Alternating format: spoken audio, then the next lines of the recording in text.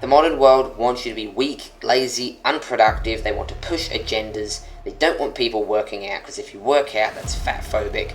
They don't want you to try and fix your own mental health and improve your life, because you can't do it. Depression's uncurable. You have to take pills. They want you to do all of these things that are bad for you. Take alcohol, take drugs. No, don't take alcohol, don't take drugs, they're bad for you. But if you go to a party, that's fine. That's just a once-off thing. It's you treating yourself. You're allowed to treat yourself. They want you to work all week to then go out and buy junk food, because that's treating yourself, even though you work all week to then destroy your mental health and physical health. They want you to do all the bad habits and ignore the good habits. And any sort of logic that is brought towards people and any sort of person who tries to change them is silenced, cancelled, and is labelled all of these names, all of these horrible names like misogynist, like toxically masculine, all of this other rubbish, just for telling you, do the hard work, get up, stop being lazy, and start improving your life. Start working out, start being healthy, start getting good friends, start trying to actually be rich to provide for people. They tell all of these things, they want you to be disciplined, and that's seen as a bad thing. But letting all your emotions out, because you shouldn't bundle up your emotions, just spewing your anger and your hatred out, this toxicity all over everyone, that's good. But being disciplined and doing the hard work, even when you don't feel like it, that's bad. We should silence that person. And anyone who believes in him is exactly like him. They're terrible. We should silence them as well. In fact, we should try and push for them to go to jail. Right? Good thing. Trying to improve your life is seen as a bad thing nowadays, but trying to destroy it is glorified. The whole way of good and bad has just been perverted and twisted. Good things are glorified. Good things are slandered and hated on, and bad things are glorified.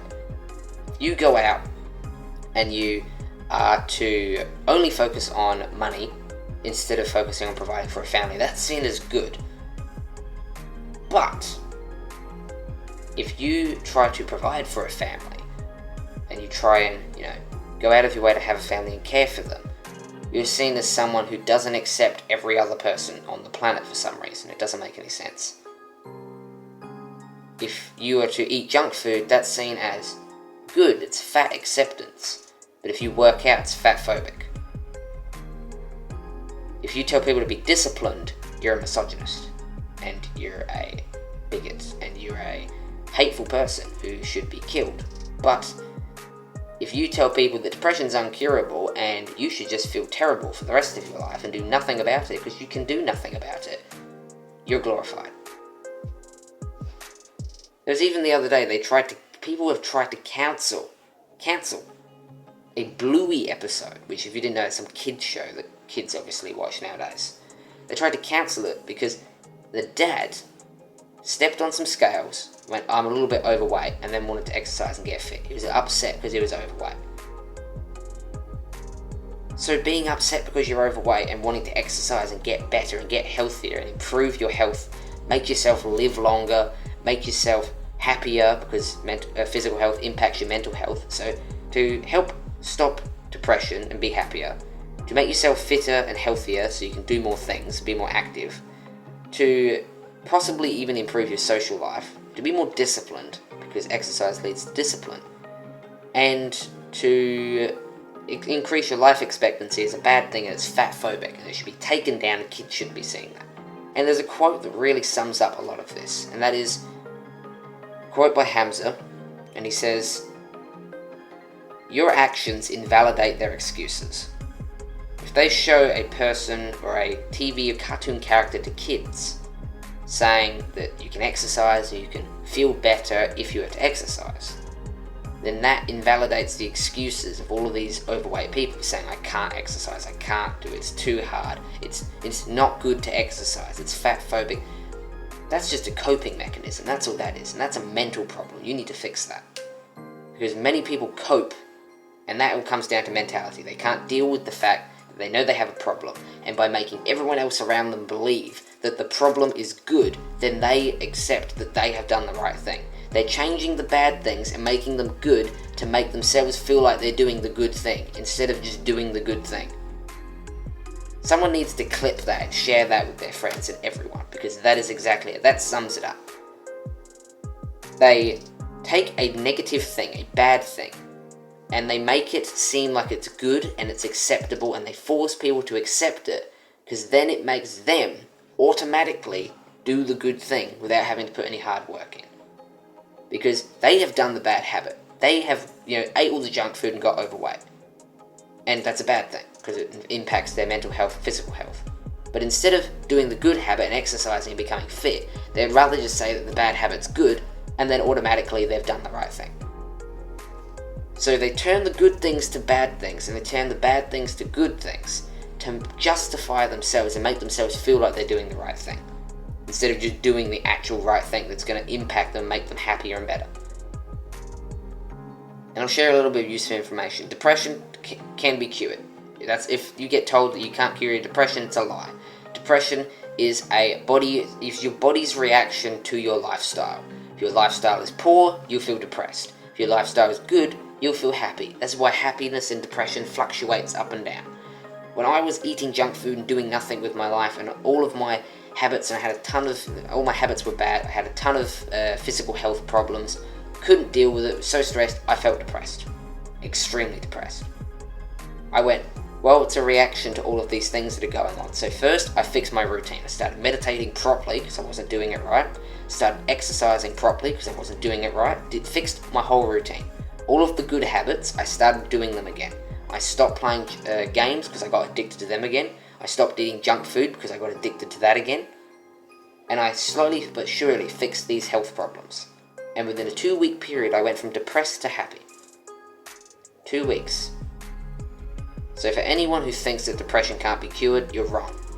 Depression is cured through hard work, through doing the good habits, the delayed gratification. If you were to exercise, it provides delayed gratification, and it makes you feel happier. This is why, some guy came to Andrew Tate and said that he was suicidal and he didn't know what to do. And Andrew Tate said to him, go and get a six-pack. Go and get super fit, super lean, super, healthy. And then come back to me, and if you come back to me then I'll have to work out something else. He comes back 6 months later, whatever time it was, and he goes, I feel better, you've changed my life. Why? It's not because exercise cures depression exactly like that, just working out cures exercise. It's because of the fact that exercise is delayed gratification, and delayed gratification makes you feel happier, and happiness cures depression. So doing delayed gratification and stopping the instant gratification makes you happier. Pretty simple, right? So all I say to you is that you need to take a stand. You need to not be following this mainstream media and all of these ideas that they push down your necks. Exercise isn't fat phobic. If you don't agree with someone's opinion, you are not whatever they label you as, unless you're going out of your way to hate on a specific type of person. But even then, you can still have opinions. All of these groups, all these other minority groups that have just popped up recently are very toxic. They promote inclusivity when they are completely against inclusivity, like the LGBTQ group. Not all LGBTQ group people are like this, but the majority of the people you see online are. Where if you agree with them, they're your best friend. But the moment you're a Christian, or you believe something else, or you don't believe what they're doing is correct and it's not what God wanted them to do, you get slammed with, you're a anti-LGBTQ person, you're homophobic, you're all of these things, and they try and cancel people like this online, and they try and hate on you, and some people even abuse them and actually hurt the other person because of that. It is not right. You cannot push inclusivity while not being inclusive. You can't say, we want to include everyone, but if you're Christian, but if you want to improve your life, but if you think that mental health is controllable and you can fix it, but if you like Andrew Tate, but if you like to exercise and work out, then you can't be included. Like the fat phobic, fat acceptance group is all about including everyone. Everyone should be accepted. But if you work out, you're fat phobic. Logic, right? But the modern world has a ton of groups, ton of agendas. They keep pushing down people's throats. Even kids now get pushed this stuff. It's up to you what you choose to do. Ultimately, I don't care what you choose to do. I'm a Christian. I believe what is right, and what is wrong is wrong. That's it. But I cannot stop you from doing whatever you want. All I can say to you is to do the good habits and stop doing the bad habits, because that is destroying your life. If you're depressed, fix it. If you have sleep problems, fix it. If you're unfit and unhappy, you can't just use a coping mechanism and slam kids shows because you're overweight. It is not the kids' fault, and it's not the show's fault that you can't accept that you're overweight. Simple. The way that you can combat this, and if you don't agree with this modern way, this modern thing that's being pushed, this is what you have to do. Start self-improvement. Start improving your life. Mental health, then physical health, or both at the same time, then social health, then discipline, mindsets and purpose, then wealth. Work on these 5 things. I've got videos on them if you're interested and you want to actually start improving your life. And if you don't, be my guest and continue down the rabbit hole. It's all up to you. But ultimately, what I teach will actually improve your life. What I teach will actually make you happy if you do it correctly. And I know that most of the stuff that is pushed today is just pushed as a coping mechanism. People can't accept what is right, and what is wrong, and in turn they try to change what is right to be wrong, and what is wrong to be right. And they try and slam anyone who disagrees with that with a ton of names just to make themselves feel better. And there are so many people in the world who agree with this, and that is why we have such a corrupt world. Everyone's out for money, everyone's out for greed. Everyone is just, the whole world is just collapsing. That's what I have to say.